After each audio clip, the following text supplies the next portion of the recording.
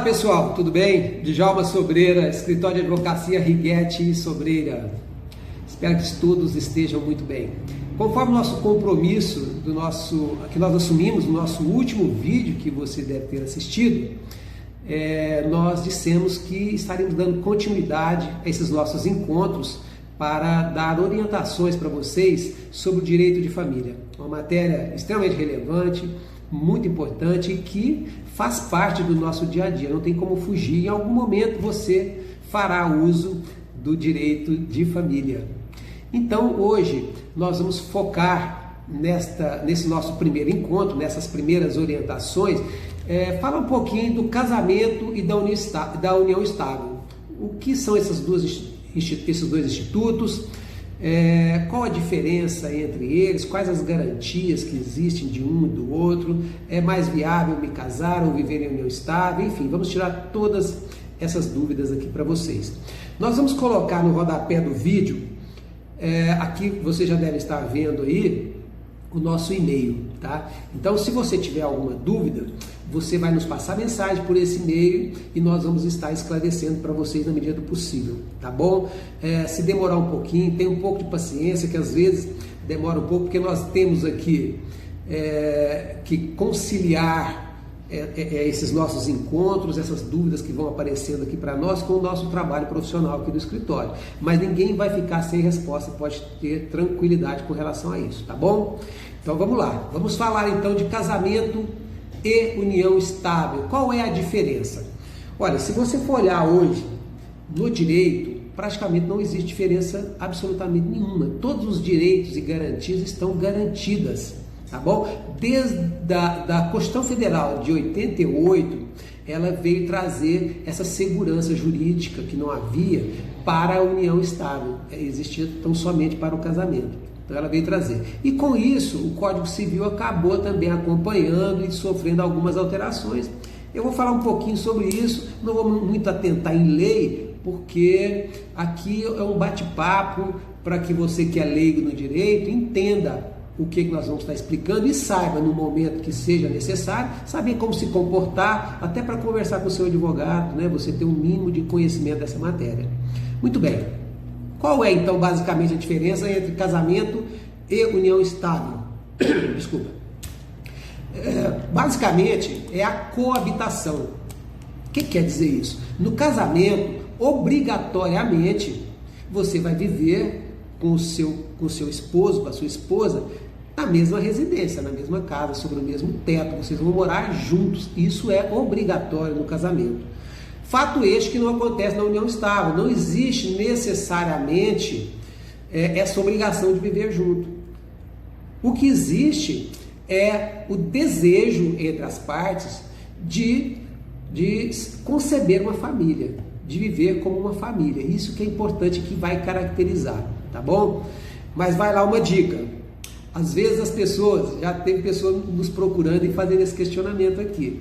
Olha, doutor, eu tenho um namorado, tenho uma namorada, já temos um relacionamento já de algum tempo e vez por outra eu durmo na casa dela, ela dorme na minha casa. Isso já pode caracterizar a união estável? Não necessariamente, mas poderá caracterizar, não somente esse fato. Mas olha só, o Tribunal de Minas Gerais já reconheceu, já existe jurisprudência de que 2 vezes ou mais que essa pessoa durma na casa do companheiro, do namorado ou do namorado, 2 ou mais vezes por semana, já pode caracterizar a união estável.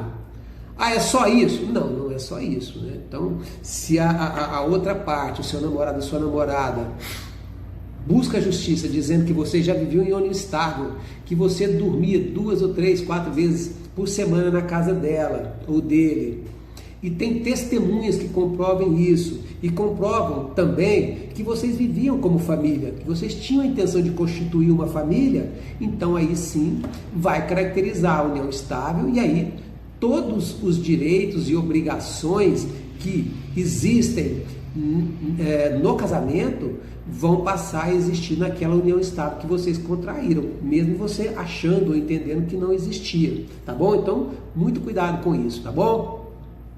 Muito bem, mas se você vive em união estável, seja ela regular ou irregular, e vocês decidem converter essa união estável em casamento, seja pelo motivo que for, é uma decisão de vocês. Isso é possível? Converter a união estável em casamento? Sim, é possível. E nós vamos encontrar o amparo jurídico tanto na Constituição Federal quanto no Código Civil. Na Constituição Federal vai estar lá no artigo 226, parágrafo 3º. Me permitam aqui, eu vou ler esse artigo para que vocês entendam como o que está expresso na lei. Artigo 226 da Constituição Federal. A família, base da sociedade, tem especial proteção do Estado. Vamos para o parágrafo 3º. Para efeito da proteção do Estado, é reconhecida a união estável entre homem e mulher como entidade familiar, devendo a lei facilitar sua conversão em casamento. Veja bem, então aqui no parágrafo 3º já está falando que a lei deve facilitar essa conversão. Mas vamos lá para o Código Civil. No Código Civil está previsto no artigo 1726. Ele diz assim: a união estável poderá converter-se em casamento mediante pedido dos companheiros ao juiz e assentamento no registro civil. Olha, aqui traz uma novidade já, né? Então, você vive em união estável, regular ou irregular. Depois nós vamos, lá quando eu for falar de união estável, eu vou explicar o que é união estável regular e o que é irregular. Mas você vive numa união estável regular. Muito bem, você quer converter ela em casamento? É possível? É, mas você vai ter que buscar o judiciário, tá bom? Arrumar um advogado e buscar o judiciário. O juiz, entendendo que realmente vocês já vivem em união estável, vai ser tudo comprovado, né? Se é regular, vai ter documento disso, né? Então, ele vai determinar que seja feita a conversão. Feito isso, você vai buscar o cartório para fazer lá o assentamento dessa conversão, tá bom? Você tem que buscar depois o cartório, né, de pessoas naturais lá, onde faz o casamento, para que ele faça essa conversão. União estável em casamento. A grande questão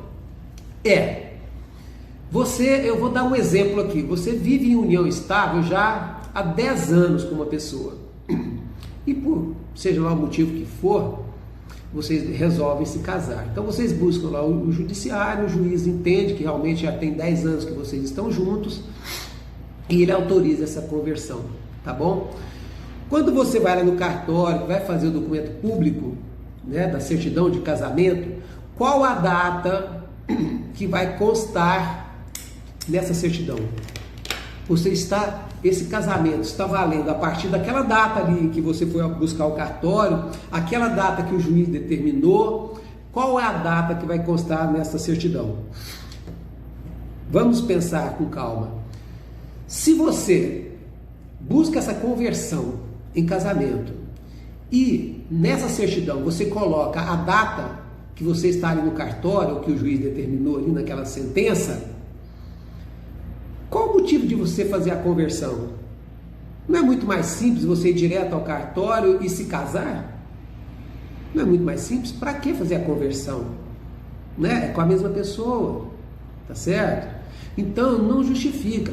Apesar de existir um silêncio da lei com relação a isso, a lei não está tratando esse tema, isso já está pacificado.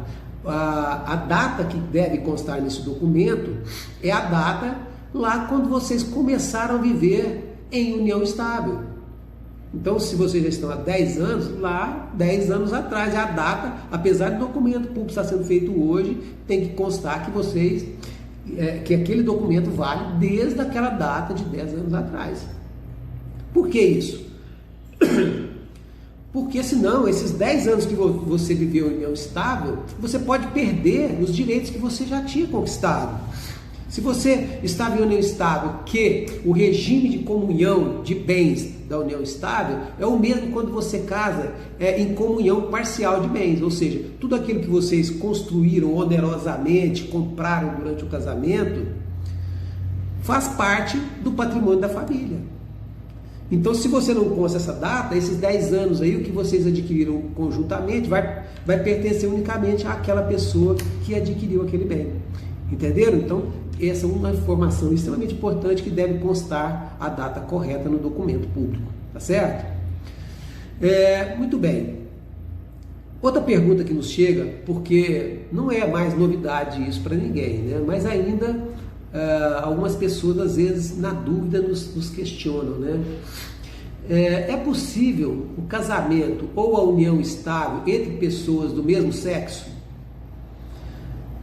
Não existe mais dúvida disso, a Constituição Federal já tratou isso em vários momentos, né?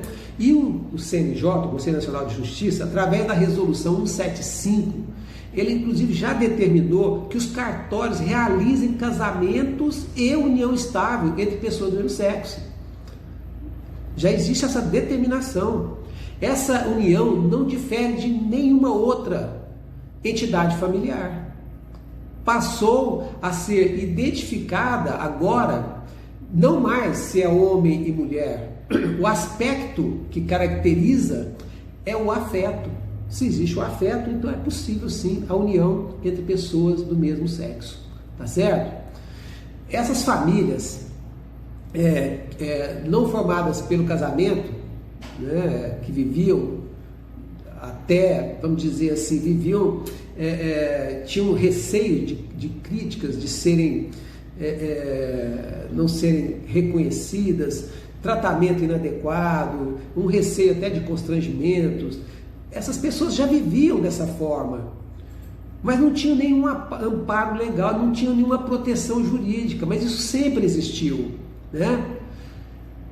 Passou então a ser reconhecida essa proteção, esse casamento, essa união estável, passou a ser reconhecido com a Constituição Federal. A lei passou a humanizar mais o direito, né? Valorizar mais a dignidade da pessoa, né? E não faz nenhum sentido algumas entidades familiares terem proteção e outras não faz sentido. Então, hoje, mesmo que seja uma união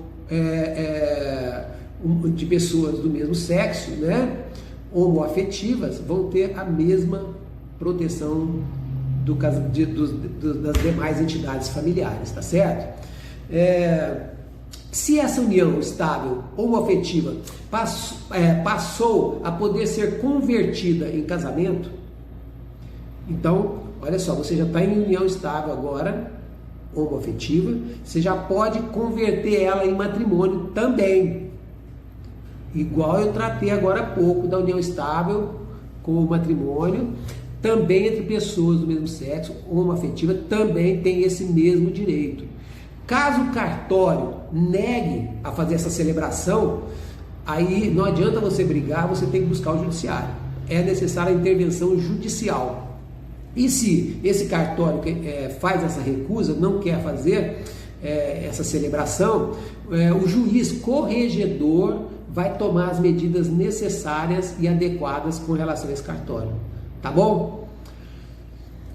Esses são os pontos mais importantes que eu queria tratar de casamento e união estável. Não sei se eu deixei alguma coisa, se deixei, vocês me questionem, eu vou estar respondendo, tá certo? Agora, se você superamos essa fase, tratamos aqui casamento e união estável, mas por algum motivo esse relacionamento não deu certo, seja lá o que for, nós vamos ter que promover essa separação, né? Se não existe mais uma relação que exista respeito, que exista o amor, o afeto, então é preciso encerrar essa relação. Muito bem, e como é que isso acontece? Se você está casado, o casamento, esse encerramento, ele acontece legalmente através do divórcio. E no caso da união estável, através da dissolução. Depois eu vou falar um pouquinho disso, né, no caso da união estável, porque ela pode ser regular ou irregular. Se ela for irregular, na mesma petição para o judiciário que a gente pede, que a gente quer essa separação, como ele não era regular, nós vamos pedir para reconhecer e imediatamente dissolver aquela união estável. Mas nós vamos tratar isso no nosso próximo encontro, tá bom? Para esse nosso primeiro encontro, é isso que eu queria passar para vocês. Espero ter esclarecido as dúvidas. Estamos aí à disposição, tá aí o nosso e-mail, passa as mensagens para nós, tá bom? E ainda esta semana nós vamos estar soltando um segundo vídeo, aí, um terceiro vídeo, na verdade, né? Para já entrarmos no ponto, tratando especificamente o divórcio, tá bom? Encontro vocês na quinta-feira, tá bom? Grande abraço a todos aí, até nosso próximo encontro.